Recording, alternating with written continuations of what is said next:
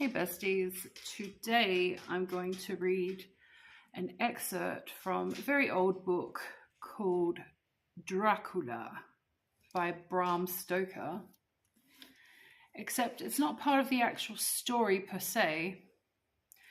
It's from the Index, which is a historical account of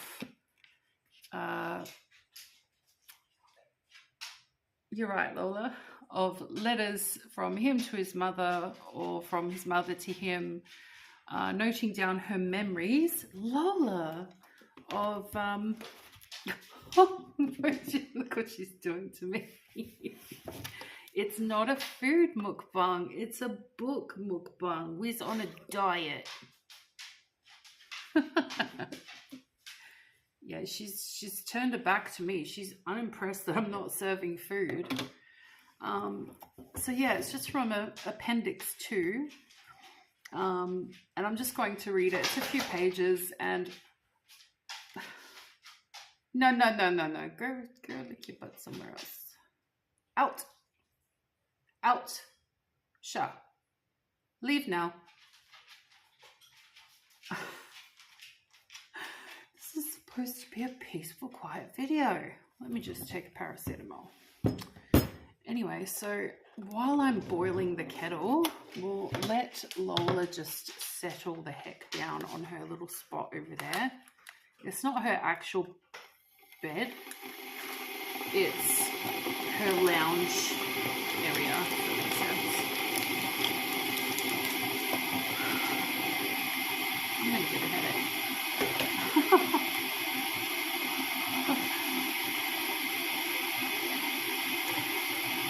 Don't have water.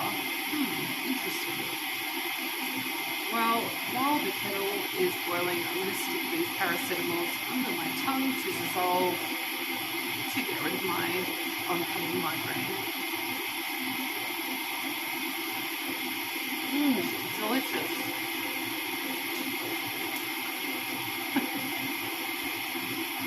Laura is chewing up her food. And she's going to spit it out and then eat it again. That's what she does.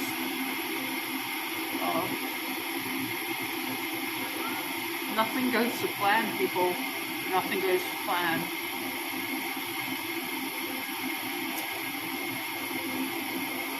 Take a bit of water out of it now.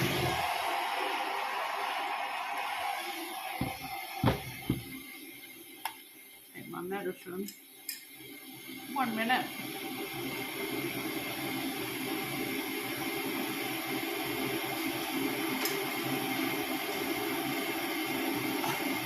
Warm water and paracetamol. Not my favourite, but it's necessary. Howdy doody, Lola. Anyway, so everything's vibrating on the table. I'm going to... Should I start the video again? Is it ruined? I don't know. Maybe... I'll tell a little story while I'm waiting to, no, wait. Lola, you destructor. Isn't she marvelous? Oh god. Anyway, the kettle will be boiled in a minute and I'll pour my tea and then we'll just get into this video because, you know, the reading is just so interesting. What I found interesting about it was that it's just so raw. Like, it's just so real. Like, nobody could create this. It's too much real life. And it's from a historical period that a lot of people don't know about, I guess. It's just really,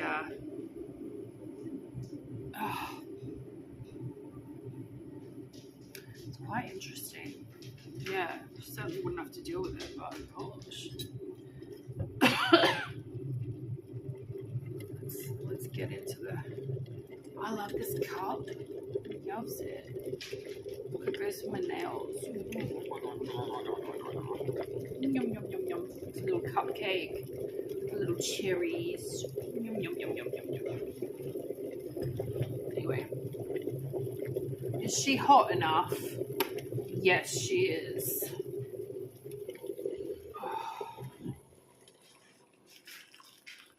Right, so that should cut out 80% of the noise now.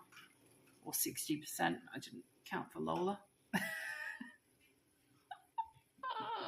Oh my goodness. So yeah, now I'm ready to start the reading. If anyone's still here, I will be surprised. I will be very surprised. So yes, it's from Bram Stoker's Dracula.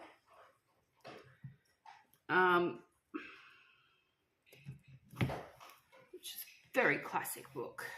And it's from Appendix 2, titled Charlotte Stoker's Account of the Cholera Horror in a Letter to Bram Stoker, 1875. So just a bit of background. We'll cut out a paragraph here, but basically this type of letter from his mother was used for historical standpoint to write other books that a lot of people don't know about. And the letter goes as follows, with the dog chewing in the background. Lola, are you done? Excuse me. Go to bed, please. I'm trying to read a story out. Go sit on your spot. There's no food. No. She thinks I've got secret food, but I don't. I'm on a diet. Like, hello. She's like, Grandma's still on a mukbang. I get free food, but I'm not. I'm dieting, so. What a peaceful ambience to read a book by. Is anybody still here with me? Well, it says 7 minutes. I've been waiting for this puppy to control herself.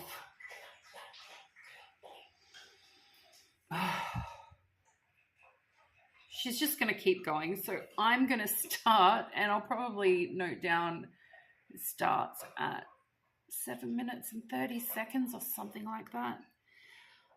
In the days of my early youth, wrote Charlotte Stoker, the world was shaken with the dread of a new and terrible plague which was desolating all lands as it passed through them, and so regular was its march that men could tell when next it would appear, and almost the day when it might be expected.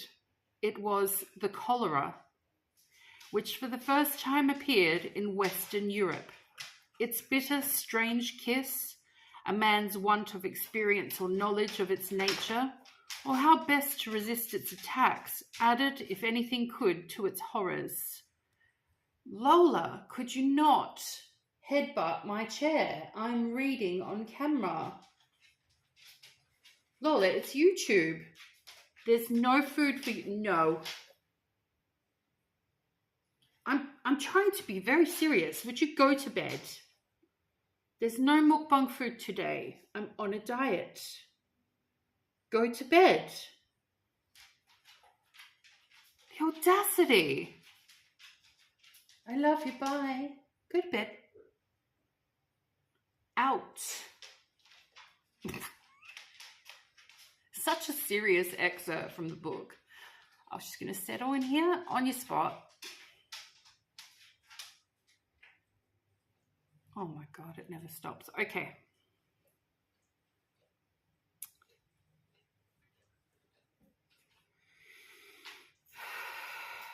In those days, I lived with my parents and brothers in a provincial town in the west of Ireland called Sligo. It was long before the time of railway roads and I think of steamboats. As news travelled slowly, rumours of the Great Plague broke on us from time to time. As men talk of far-off things which can never come near themselves, but gradually the terror grew on us as we heard of it coming nearer and nearer. It is in France, they said. It is in Germany, and it is in England. Then, with wild affright, we began to hear the whispers past. It is in Ireland. Men's senses began failing them for fear, and deeds were done in selfish dread, enough to call down God's direct vengeance on us. One action I vividly remember. A poor traveller was taken ill on the roadside some miles from the town. And how did those Samaritans tend him? They dug a pit with long poles, pushed him living into it, and covered him up quick, alive. Severely like Sodom did our city pay for such crimes. Trenches were now cut across the roads in the direction in which the cholera was said to come, concisely for the purpose of stopping all intercourse with the infected districts. No use, no use. One evening we heard that a Mrs. Feeney, a very fat woman who was a music teacher, had died suddenly, and by the doctor's orders had been buried an hour after. With blanched faces, men looked at each other and whispered, "Cholera," but the whispers next day deepened to a roar, and in many houses lay one, nay 2 or 3 dead. One house would be attacked and the next spared. There was no telling who would go next, and when one said goodbye to a friend, he said, "It is if forever." In a very few days, the town became a place of the dead. No vehicles moved except the cholera carts or doctors' carriages. Many people fled, and many of these were overtaken by the plague and died by the way. Some of the doctors made a good thing of it, as they said themselves at first, but one by one they too became victims, and others came and filled the gaps, and then others again filled their places. Most of the clergy of the denominations fled, and few indeed were the instances in which the funeral service was read over the dead. The great county infirmary and fever hospital. You're right, Lola. It's this very serious book. Go to bed. Now. Quick. Oh, you naughty girl. On your spot. On your spot, you silly sausage. Yeah, that's it. Make a little nest. That's not her actual bed, by the way. That's just a little spot she sits on in the lounge room when she can't have the chair. Anyway, where was I? The great county infirmary and fever hospital was turned into a cholera hospital and was quite insufficient to meet the requirements of the situation. The nurses died, one after another.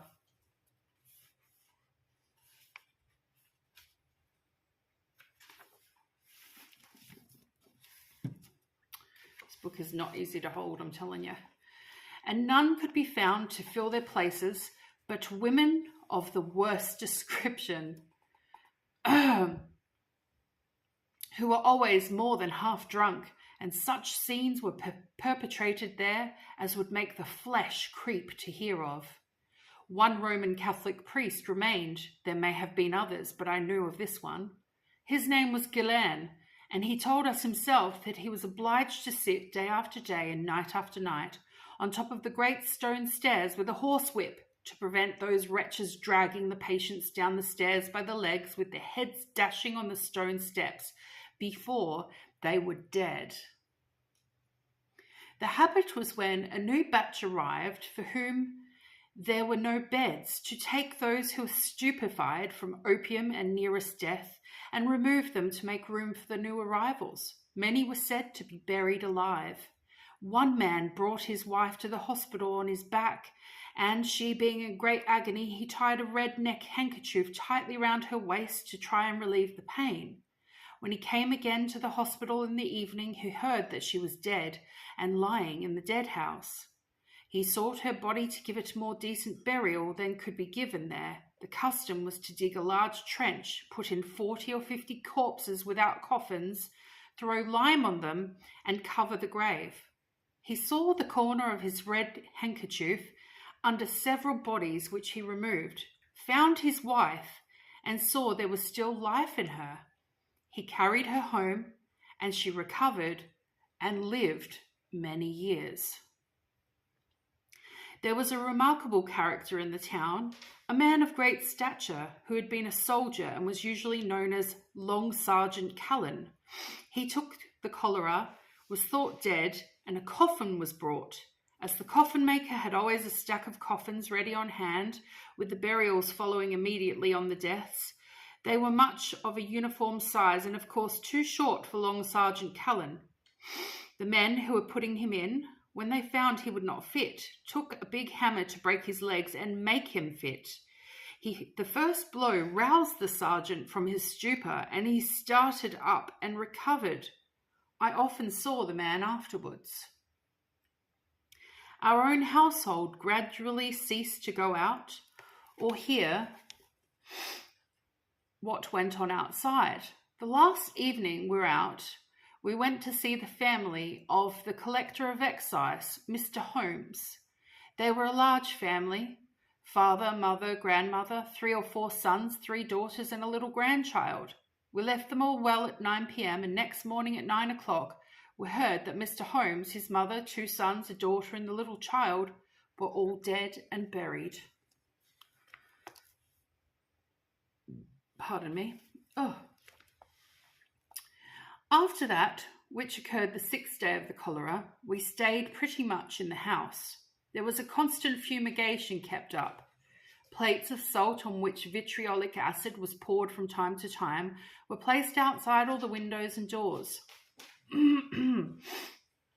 Every morning as soon as we woke, a dose of whiskey thickened with ginger was given us all in quantities according to our ages. Gradually the street in which we lived thinned out, as by 2s and 3s our dead neighbours were carried away. One morning, the 9th day, 4 were carried at once, dead, out of the opposite house. Our neighbours on both sides died. On one side, a little girl called Mary Sheridan was left alone and sick, and we could hear her cries. I begged my mother's leave to help her, and she let me go with many fears. Poor Mary died in my arms an hour after. I returned home, and being well fumigated, was not affected. Some descriptions of provisions became almost impossible to get, milk most of all, as none of the country people could be induced to come near the doomed town. We had a cow, and many persons, ladies whom we did not know except by sight, used to come and beg a little milk for their young children. The jugs used to be left on the doorstep, filled and taken away. At night, many tar barrels and other combustible matters used to be burned along the street to try to purify the air, and they had a weird, unearthly look, gleaming out of the darkness.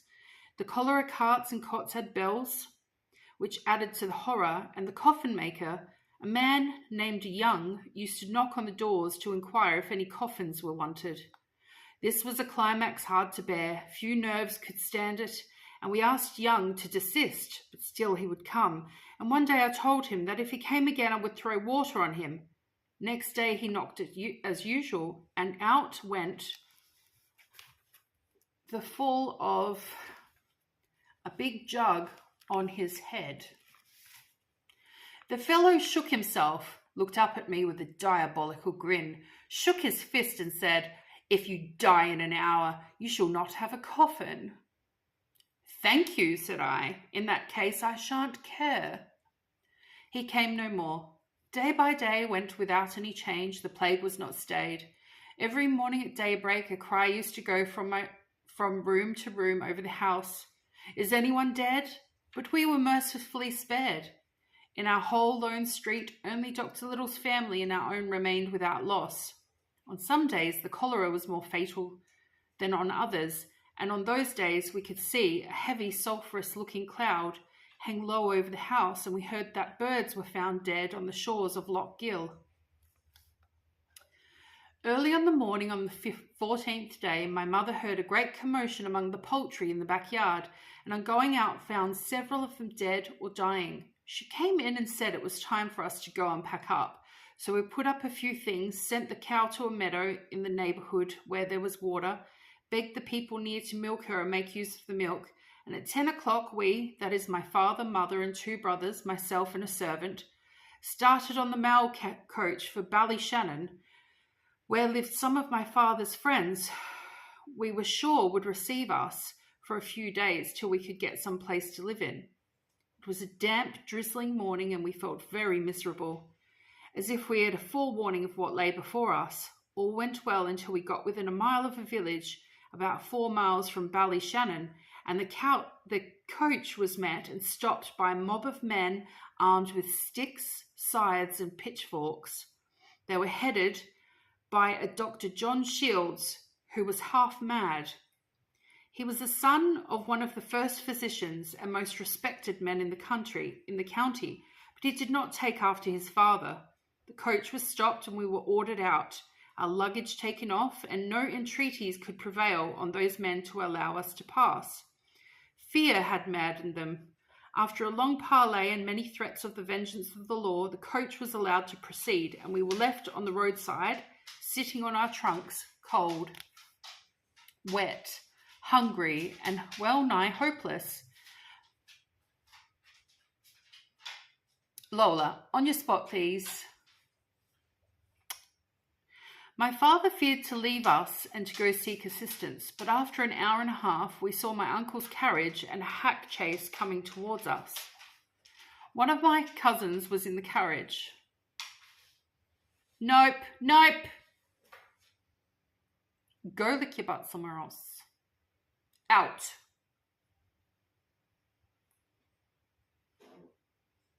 Go to bed. This is not the time and the place, young lady. Rude. Anyway, where was I up to? One of my cousins was in the carriage. The family had heard of our situation and had come out to try and bring us in. An old servant of the family, who had a livery stable, had brought his chaise for the sake of old times. We got into the carriages, but when we neared Ballyshannon, found we could not be allowed to remain. All we could get leave to do was drive through the town. My uncle had an old friend, a Mr. Walker, in Donegal, about 20 miles further on, and he advised our going there and wrote to beg her to receive us for a little.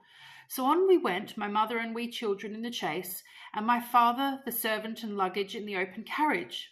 It was now raining as if heaven and earth were coming together, and after driving for about 10 miles, my father looked very ill. Our store of cholera medicines, without which no one moved a yard, was produced, and we had no vessel to mix them in, so one of the drivers ran to a cabin in the fields and begged the loan of a mug and a little water. The woman gave it, but on the mug being returned, she broke it into pieces, and when offered some money, said if we left it on the road, she would take it up after a while, but feared to touch anything from our hands. My father's illness was not cholera, but the result of cold, anxiety, and exhaustion, and he was soon well enough to continue. We entered Donegal, but our arrival had been announced in some way, and we found the square where we entered full of men howling like devils. In a trice, ourselves and our luggage were taken, or rather torn from the carriages. The luggage was piled in the centre of the square. We placed on it, and a cry went out. Fire to burn the cholera people! We thought our last hour had surely come, and sat as quiet as we could and tried to be resigned to our fate. Fortunately, the officer in command of the regiment quartered in the town was a man of promptitude and humanity. The barracks gate opened in the square, and in an incredibly short time he ordered out the troops who surrounded us in the square and faced the mob on all sides with fixed bayonets.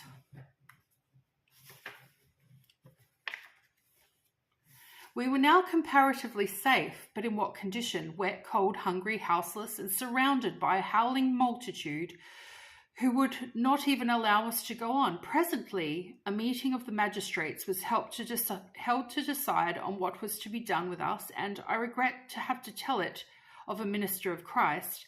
The bitterest and least merciful among them was the rector of the parish. In the meantime, some kind person sent us out a large jug of hot tea and a loaf, which was thankfully received. It was all the food we had had that day. The magistrates decided that we should not be allowed to pass, but be sent back by the way we came, escorted by the military to protect us from the fury of the mob. So our carriages were again packed, and back we went to our escort, who left us about 7 miles on the road. We now held a council of war as to what was to be done, and the drivers advised that we should wait till dark, and they would drive us by a back way to our cousin's house in Ballyshannon, where we were sure of shelter if we could once get there. They walked the horses, and about 10 at night we arrived without detection and were warmly received by our cousins. We were fed and our feet bathed and beginning to feel quite comfortable when there was a great uproar in the street, and the voice of an old enemy, Dr. John Shields, called for us to be brought out. But we now had the best of it, and our cousins refused to open the doors.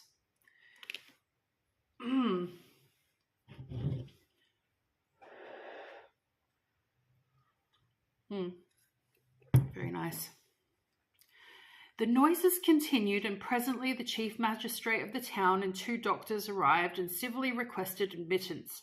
They were let in on promising to abstain from violence, and we had to submit to a medical examination.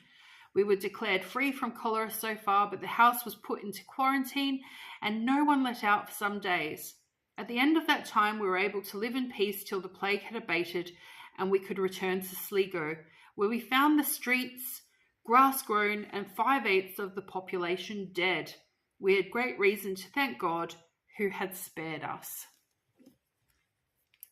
And that was the letter given from Charlotte Stoker to Bram Stoker, her son, who then went to write several novels separate from Dracula that you can possibly find if you look hard enough. I hope you enjoyed the reading. Sorry about the puppy's commotion, and have a great one, besties. Bye.